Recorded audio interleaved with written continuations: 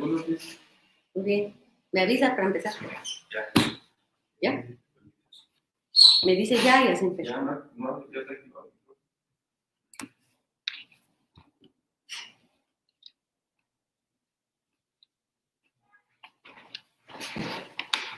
Listo.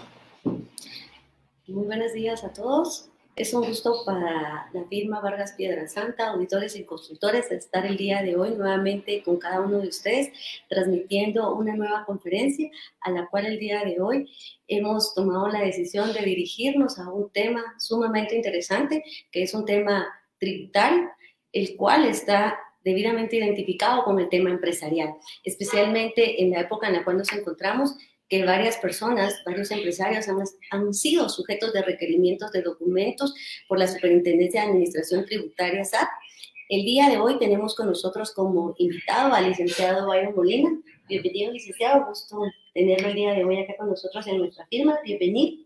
Muchas gracias, es un verdadero honor estar aquí compartiendo con ustedes y estamos para servirles. Muchas gracias. El licenciado Byron Molina es abogado y notario. Es abogado y notario de la División Legal de la Gerencia de Occidente de la Superintendencia de Administración Tributaria SAT. Es docente universitario. Además, ha tenido a su cargo los departamentos de lotería en la Superintendencia de Administración Tributaria SAT. Es una persona que tiene mucho conocimiento y mucha práctica en el área tributaria, especialmente porque es funcionario público de esta dependencia. Para nosotros es un gusto, licenciado Byron, tenerlo el día de hoy con nosotros y va a ser un placer para todos los que el día de hoy nos acompañan poder escuchar todos aquellos lineamientos que la superintendencia está requiriendo el día de hoy y varios documentos a los cuales se deben de presentar. Y si en algún momento pues nosotros no cumplimos con esa presentación de documentos, pues estaríamos incurriendo en una acción de resistencia a esa acción fiscalizadora. Y sumado a ello, es importante mencionar que también desde un punto judicial, también existen otras medidas de urgencia para que la superintendencia pueda exigir, en este caso, a todos los empresarios a la presentación de cada uno de estos documentos. Por lo tanto, valoramos mucho su presentación del día de hoy y estamos completamente seguros que el día de hoy todos vamos a aprender bastante referente a este tema. El tiempo es suyo, licenciado Byron. Bienvenido a nuestra firma. Muchas gracias. Es un verdadero honor estar aquí compartiendo un tema tan bonito como lo es el derecho tributario. Y en esta mañana vamos a platicar lo referente a los requerimientos que hace la SAT. Sí. Vamos a ver. Perfecto, aquí vamos a empezar. Quiero empezar con algo bien importante. Hay un revolucionario en la historia de la humanidad que cambió la línea del tiempo y él dijo: dad a César lo que es de César y a Dios lo que es de Dios. O sea, debemos de cumplir. Él nos enseñó muchos valores filosóficos y resumió todas las filosofías en amarás a tu prójimo como a ti mismo. Y me quiero empezar con esto, ¿verdad? A César lo que es de César y a Dios lo que es de Dios. Prácticamente debemos de cumplir en todo.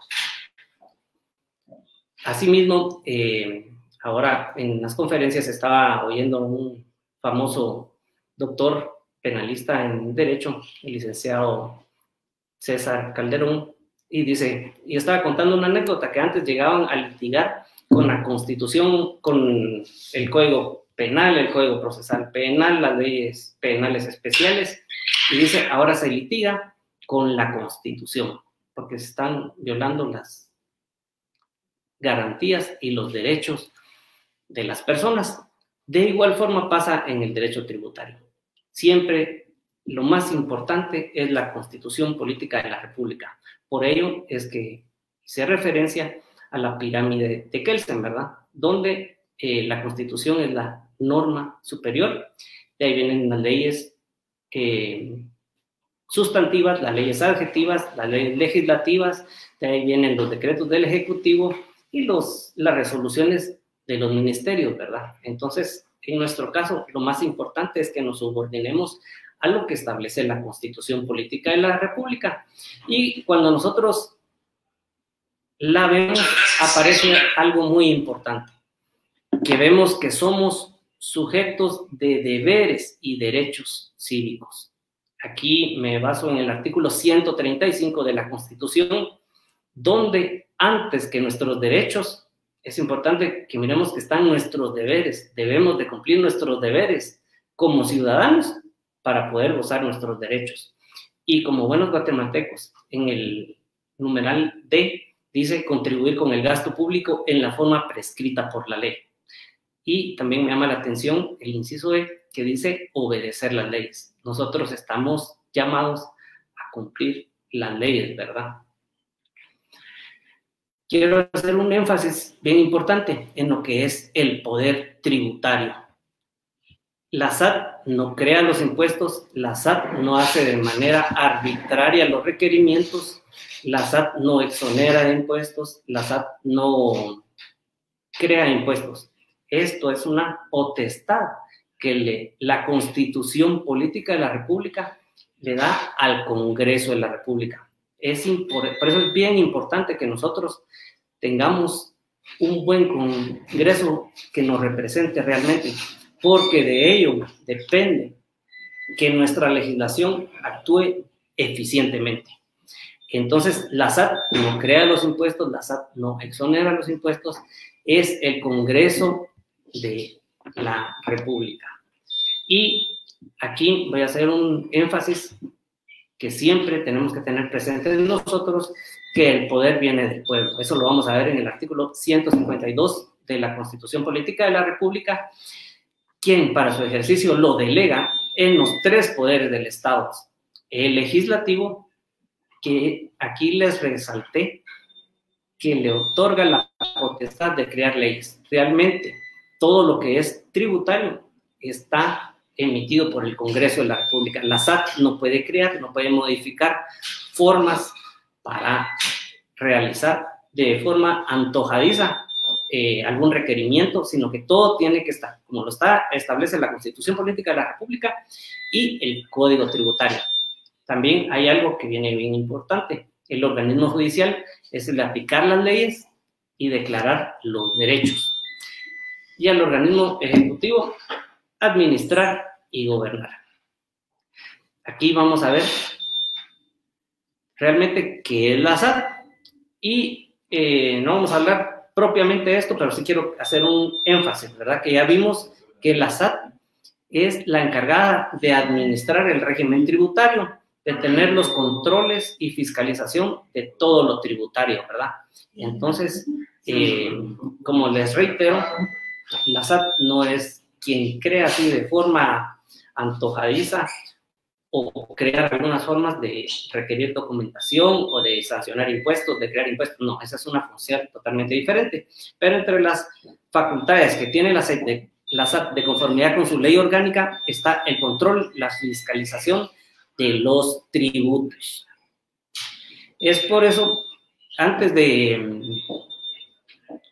continuar, quiero que anoten esta página. Esta es muy importante porque a veces tenemos muchas dudas a nivel académico y pasa que a veces a los estudiantes de Derecho o catedráticos que tienen dudas, dicen vayan a la SAT, pero realmente por la secretividad y la confidencialidad no se puede dar información de los procesos. Sin embargo, la unidad de información pública de la SAT nos puede brindar esa información e incluso, por ejemplo, hay quienes necesitan, con fines académicos, necesitan resoluciones de lo contencioso administrativo, de un económico coactivo, pueden abocarse escribiendo y de verdad que SAT le responde. Yo como docente, para no tener problemas, le he pedido unidad a la información pública, le he pedido información y me la han mandado muy bonita, entonces he logrado tener muy bonito material para compartir con los estudiantes y es fácil. Entonces, vamos a continuar.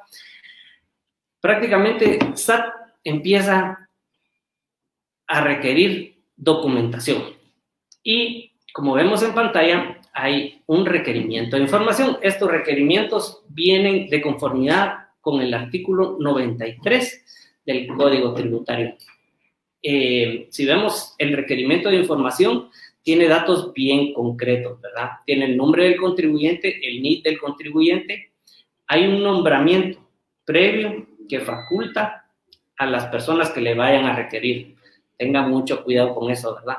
Sea congruente, que la persona que lo está visitando porte su gafete y que concuerde el requerimiento con la persona que le está requiriendo la información, ¿verdad? Porque hay gente malintencionada que se aprovecha de la buena fe de las personas y aprovechan esta información con fines personales y no apegadas a ley.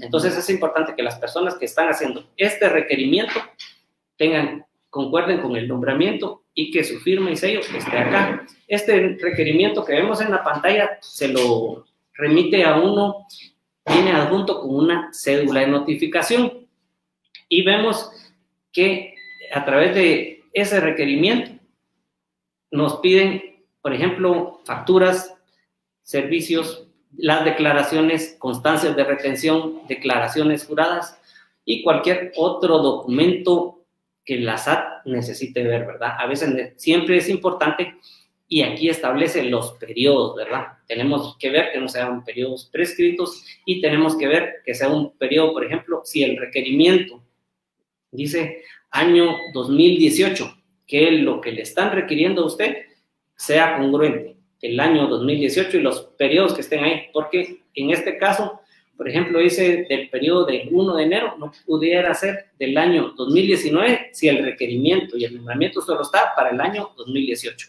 Entonces ahí la SAT tendría que venir con otro requerimiento donde tenga la potestad de requerir. Siempre es bien congruente que la SAT vele por los derechos del contribuyente y que cuando le esté requiriendo un periodo, este periodo venga congruente, ¿verdad? Del año que se le requiere la información, porque si no, ahí ya estamos fuera del marco de la ley. Y siempre aparece abajito, prácticamente esto y esto vienen en una misma hoja, ¿verdad? Se los puse en 2 diapositivas para que pudiéramos compartir, ¿verdad? Entonces, la parte superior nos indica qué requerimientos. Hay requerimientos que piden bastantes facturas de proveedores específicos y son de varias hojas los requerimientos, y hay unos pequeños, ¿verdad? Con fines didácticos es bien práctico porque tiene facturas, tiene constancias de retención, declaraciones. Con fines didácticos es muy bonito ¿verdad? Y en la parte inferior siempre aparece algo así, que dice: dicha información deberá presentarse él o los auditores tributarios o a los técnicos de auditoría designados y que se presente en la dirección. Ya vemos que SAT tiene cobertura nacional, entonces a veces se requiere que sean presentados en Quiché, a veces que sean presentados en Huehuetenango, a veces que sean presentados en Quetzaltenango. Siempre debemos presentar esa documentación y nos aparecen los artículos en que se funda este requerimiento, ¿verdad? Como les mencioné, es el artículo 93, el 107, el 108, el 109, el 110 del Código Tributario. Y siempre aparece el lugar y fecha y la firma de la persona que le va a requerir. Esto viene adjunto con una cédula de notificación y esa documentación que nos están requiriendo es la que se va a presentar. Hay 2 formas, ¿verdad? El requerimiento anterior, este es administrativo. Entonces viene la SAT y nos manda con la notificación correspondiente, nos requiere esto, ¿verdad? Y les puse que venía en el artículo 93. Viene algo bien importante que dice el plazo de 3 días improrrogables contados a partir del día siguiente de la notificación. Entonces nosotros tenemos 3 días cuando SAT nos envía este requerimiento para presentar la documentación, ¿verdad? Entonces debemos presentarnos, no importa. Siempre tenemos que ver los días hábiles, ¿verdad? Si es viernes, entonces nos tocaría lunes, martes y miércoles, y si hubiese algún feriado, siempre se tiene que ver los 3 días hábiles. Pero es importante para no caer en resistencia a la acción fiscalizadora. Hay que tener cuidado que esto es vía administrativa. Entonces, ¿qué pasa si después de 10 días venimos? Entonces ya tenemos una sanción. El mismo artículo 93, aquí se lo resumí, tampoco es literal lo que dice el artículo. Y entonces aquí caemos a una multa del 1% de los ingresos brutos obtenidos durante el último periodo mensual, trimestral o anual del régimen a fiscalizar. Esto es importante porque hay quienes son pequeños contribuyentes, entonces les tocaría del mes. Hay quienes son contribuyentes que están al IVA trimestral, entonces ya viene en base al último trimestre, y si nos toca anual, entonces ahí nos sancionarían con este 1% de los ingresos brutos. Entonces debemos evitar esas sanciones, ¿verdad? Y el mismo artículo dice, si el cumplimiento de lo requerido por la administración tributaria es necesaria la intervención de un juez, se aplicará lo dispuesto en la resistencia a la acción fiscalizadora tipificada en el Código Penal. Bueno, ¿qué pasa si el requerimiento administrativo no es atendido? Entonces nos vamos a la vía judicial. Viene la Superintendencia de Administración Tributaria y lo pasa al Departamento Jurídico y lo requiere a través de un juez. ¿Qué pasa si presenta la documentación?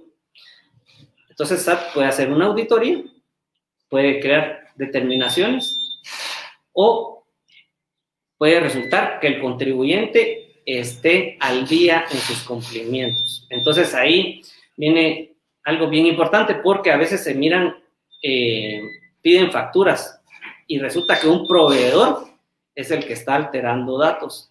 Entonces a usted que está cumpliendo sus obligaciones no va a tener ningún problema.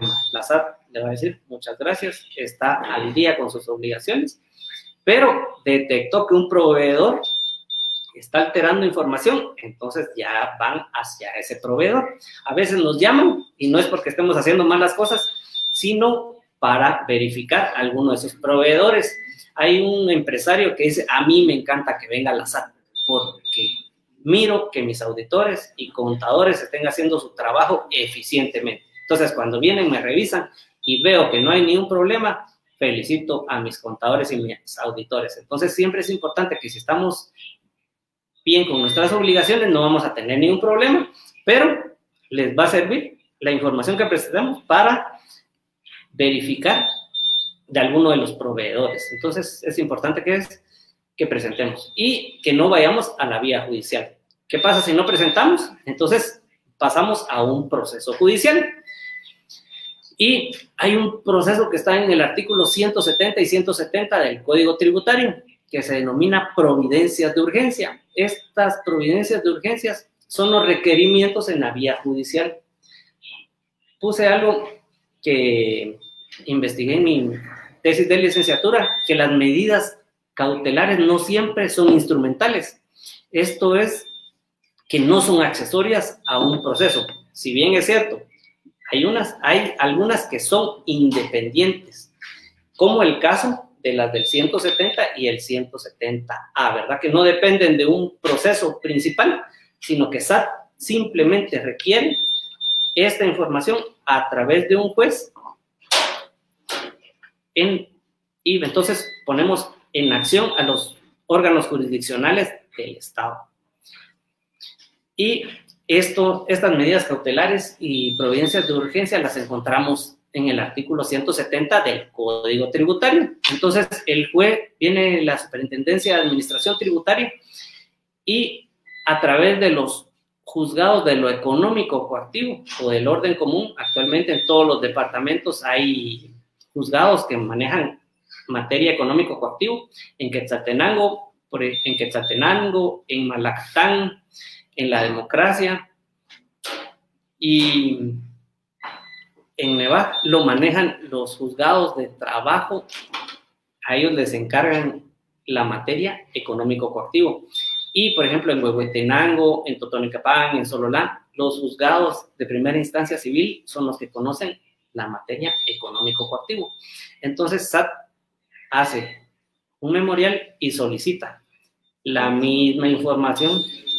Este requerimiento le va a llegar a usted, pero en la vía judicial, acompañado del notificador. Aquí también dice que se podrán solicitar las providencias de urgencia según las circunstancias que sean idóneas y menciona el artículo 530. A veces se pide el acompañamiento de la Policía Nacional Civil y no se va a asustar que de repente lleguen trabajadores de, por ejemplo, en Quetzaltenango, del Juzgado de Trabajo, Previsión Social y Económico Coactivo, que lleguen acompañados de la policía y un auditor a requerirle la documentación. Solo es cuestiones de trámite, ¿verdad? Y porque la ley ampara esas providencias de esa forma, es de que a veces se acompañan. Algunos van a decir que exagerados, pero no, porque aquí viene, se vela el debido proceso, porque es un órgano jurisdiccional y está el juez, la SAT, y en este caso las personas que le van a notificar, los que tienen contacto con esa notificación, ¿verdad? Entonces, esa requerimentación ya viene en la vía judicial. Y algo bien importante en la vía judicial, que ese memorial viene con un apercibimiento que dice que en caso de no presentarse, se certificará lo conducente por el delito de resistencia a la acción fiscalizadora. Cuando es en la vía judicial, ya no dan 3 días, dan 10 días aparte, contados a partir de la fecha de notificación. Y entonces tenemos que abocarnos a la SAT para presentar la documentación correspondiente, porque si no nos pueden certificar lo conducente por resistencia a la acción fiscalizadora. Ahora, en la vía judicial pasan 2 situaciones: si se presenta la documentación o no se presenta la documentación. Entonces, si se presenta la documentación, vamos a ver que puede ocurrir un proceso administrativo, ¿verdad? Como vimos, puede ser de que revisando la información, SAT vio que las declaraciones no son congruentes con la documentación y entonces le van a pedir a usted, le pueden imponer a usted una sanción o le van a correr una audiencia para que usted desvirtúe o que diga por qué no son congruentes sus declaraciones con lo que obra en libros, ¿verdad? Y entonces podemos empezar un proceso administrativo que va a tener una sanción de algún impuesto. De igual forma, después de esto, usted puede venir y plantear un contencioso administrativo. Si sigue desfavorable, puede ir a un económico coactivo. ¿O qué pasa si usted no hace valer su proceso administrativo? Entonces va a tener una sanción firme que se la van a exigir en la vía económico coactivo. O puede ser que la SAT, revisando esa documentación, vamos a caer en delitos tributarios.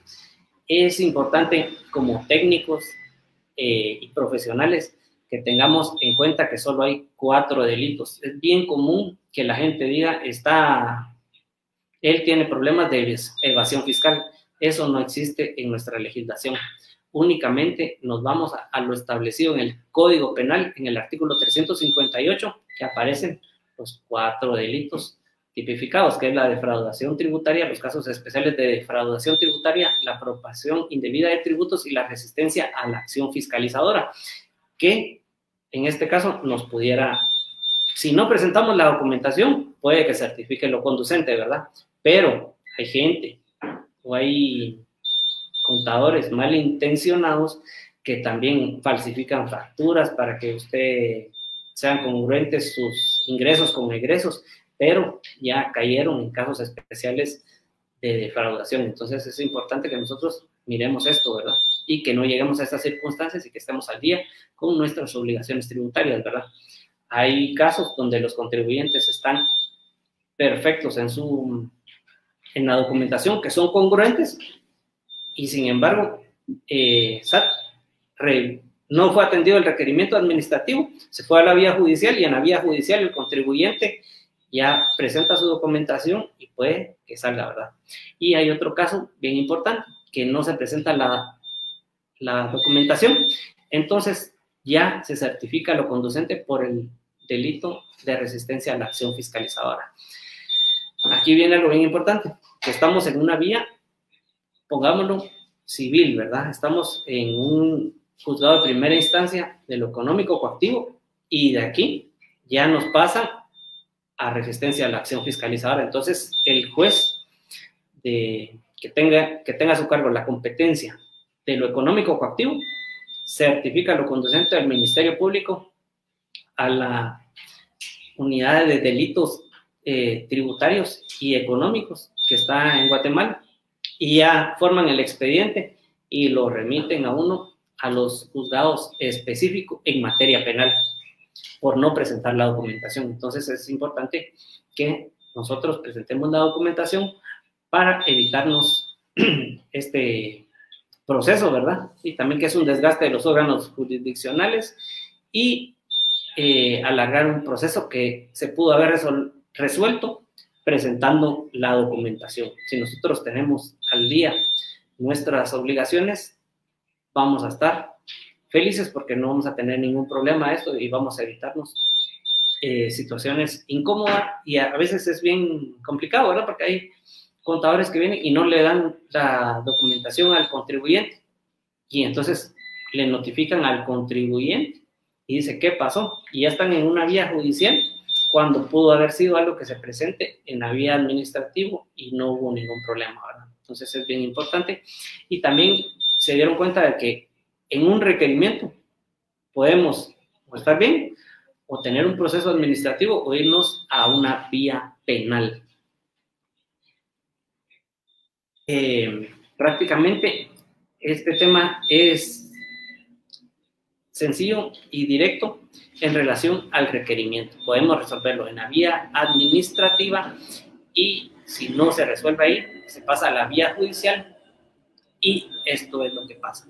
Son diligencias bien sencillas, pero tienen mucha trascendencia en el ámbito tributario para que las personas estén al día en el cumplimiento de sus obligaciones tributarias.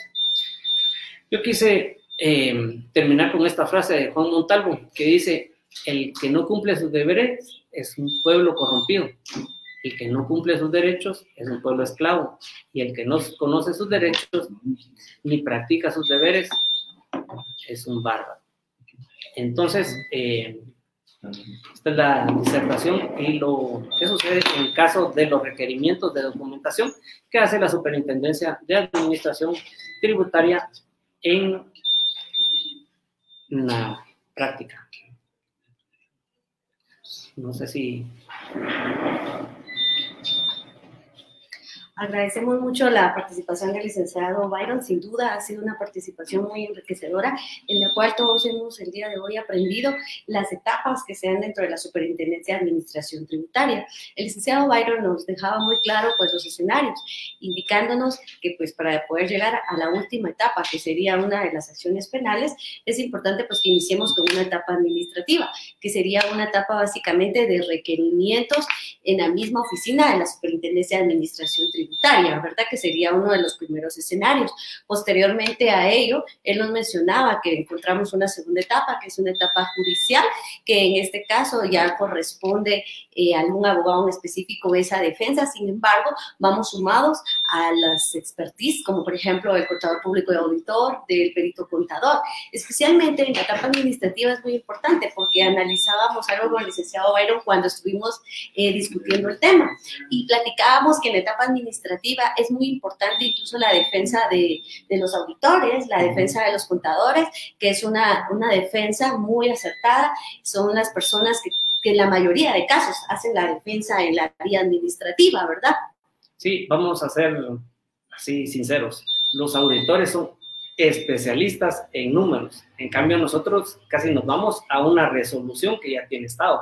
Pero todo lo que pasó antes, los auditores son expertos en la materia. Por eso es bien importante que tengamos un auditor o un contador que nos maneje con precisión eso, porque a los abogados nos cuesta todos esos numeritos, ¿verdad? Y nosotros ya tenemos las cuestiones en base a las resoluciones, pero nos pueden ayudar mucho los auditores, ¿verdad? Y sobre todo, a veces la SAT tiene criterios muy arbitrarios y es cuando acudimos a un órgano jurisdiccional para hacer nuestros derechos en la sala de lo contencioso administrativo, donde no estamos nosotros de acuerdo con la sanción que nos puso SAT, y entonces el auditor les explica a los jueces qué derechos se vulneraron y ellos, los jueces, ya se dan cuenta que la SAT está actuando con arbitrariedad y nos pueden eximir de eso. Entonces es bien importante la función de los auditores en todo este proceso. Sí, y continuando con eso, ¿verdad? Entonces, terminando esa etapa administrativa, el licenciado Byron nos indicaba que encontramos ya la etapa judicial, que en este caso pues ya intervienen los abogados, y lo vuelvo a repetir, pues sumado a la expertise del contador público y auditor. Pero finalizada esa etapa, si aún se logra determinar que existe algún ilícito, pues evidentemente nos vamos ya a una acción penal. Entonces, el camino, como lo decía él, está claro en el sentido de determinar cuáles son cada una de las etapas. Sin embargo, es muy importante mencionar y necesario indicar que se prefiere en algunos casos, ¿verdad?, que se pueda agotar esa defensa administrativa, porque con esa defensa administrativa nos podemos ahorrar tiempo, nos podemos ahorrar un desgaste futuro, que es lo que conlleva todas las etapas judiciales, que estamos hablando no de meses, sino que de varios meses que podría llevar esa defensa judicial. Sí, algo bien importante, que actualmente se crearon juzgados especializados en materia tributaria y solamente en la ciudad capital están.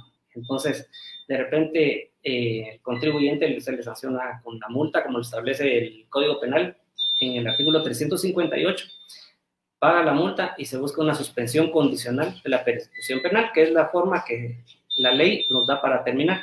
Pero para todo esto tenemos que ir a Guate a las audiencias, entonces es un desgaste que tenemos que ir a Guatemala. Esos órganos especializados solo en Guatemala, ya no es como antes que se hacían en los juzgados de primera instancia penal de los departamentos, sino que aunado a esto, ahora tendríamos que ir a Guatemala a evacuar estas audiencias. Bien. Y, licenciado Byron, dentro de las personas que nos acompañan el día de hoy a la conferencia, nos hacen una pregunta. La pregunta dice, ¿no reportar bancos es considerada resistencia a la acción fiscalizadora? Esto, si usted maneja sus libros, va a tener que declarar, ¿verdad? Si llega un requerimiento y no le piden, por ejemplo, las operaciones bancarias, no va a haber ningún problema. Pero si la SAT le requiere a usted estados financieros, va a tener que presentar.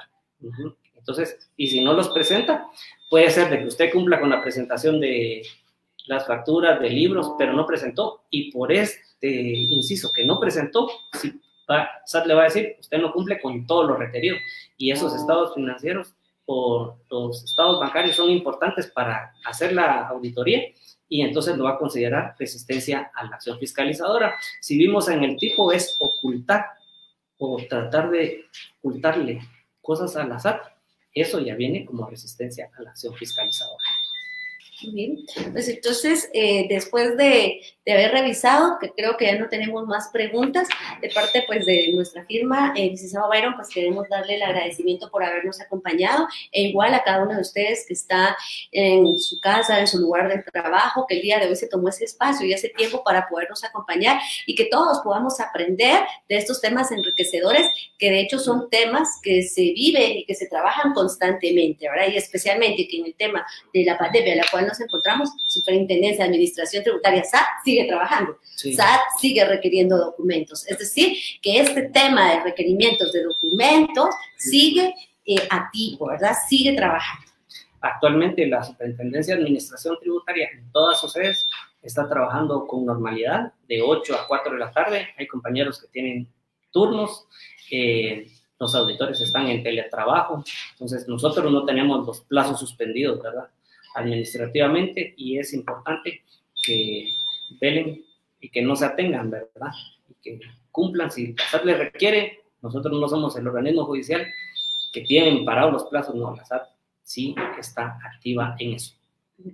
Muchas gracias, licenciado Byron. Pues nuevamente reitero el agradecimiento. Para nosotros ha sido un gusto contar con su presencia, con su participación y sobre todo escuchar sus conocimientos. Y a ustedes les agradecemos mucho por habernos acompañado, por haberse tomado este tiempo, y estaremos próximos a notificarles o a indicarles nuestras nuevas conferencias. Por favor, síganos en nuestra página de Facebook. Puede darle ahí un clic a me gusta y será bienvenido, y usted puede darle ahí continuidad a todos nuestros temas que vamos a estar compartiendo para cada uno de ustedes. Les agradecemos mucho este tiempo y que tengan un excelente día y un excelente día, licenciado Byron. Muchas gracias, que tengan un excelente día y por favor a cuidarse ante esta situación. Muchas gracias, feliz día.